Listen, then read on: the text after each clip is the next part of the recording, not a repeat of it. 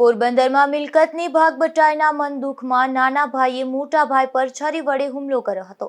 આ હુમલામાં ઇજાગ્રસ્ત મોટા ભાઈને સારવાર માટે સરકારી હોસ્પિટલે ખસેડવામાં આવ્યો હતો। ત્યારે આ મામલે પોલીસે હત્યાના પ્રયાસ અંગેનો ગુનો નોંધી વધુ તપાસ હાથ ધરી છે। સમગ્ર મામલે વિરેન્દ્રભાઈ નાથાલાલ ખોખરીએ નોંધાવેલી પોલીસ ફરિયાદ મુજબ તેઓ કુલ 4 ભાઈઓ છે, જેમાં 2 મોટા ભાઈ વિપુલભાઈ અને જયેશભાઈનું અવસાન થયું છે। તે પછી વિરેન્દ્રભાઈ અને સૌથી નાનો ભાઈ જિગ્નેશ છે, જેના લગ્ન થયા હતા, પણ 10 વર્ષથી છૂટું થઈ ગયું હોવાથી તે એકલો કીર્તિ મંદિર પાછળ આવેલા તેઓના જૂના મકાનમાં રહે છે, જ્યારે વિરેન્દ્રભાઈ ભાડાના મકાનમાં રહે છે।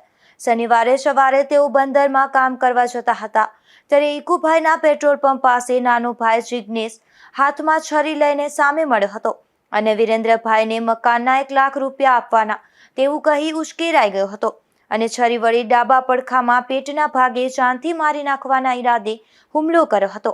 આથી વિરેન્દ્રભાઈ લોહીલુહાણ હાલતમાં બેભાન થઈ ફસડાઈ પડ્યા હતા અને ભાનમાં આવ્યા ત્યારે સરકારી હોસ્પિટલે તેઓની સારવાર ચાલુ હતી। હુમલાનું કારણ ફરિયાદમાં એવું જણાવ્યું છે કે તેઓના કીર્તિ મંદિર પાછળ આવેલા વડીલોપાર્જિત મકાનના ભાગ બટાઈ બાબતે જિગ્નેશ સાથે તકરાર ચાલી આવે છે, જેથી જિગ્નેશ તેના ભાગ પેટે 1 લાખ રૂપિયા માંગતો હોવાનું મન દુઃખ રાખી હુમલો કર્યો હોવાનું જણાવતા પોલીસે હત્યાની કોશિશ સહિતની કલમ વડે ગુનો નોંધી વધુ તપાસ હાથ ધરી છે।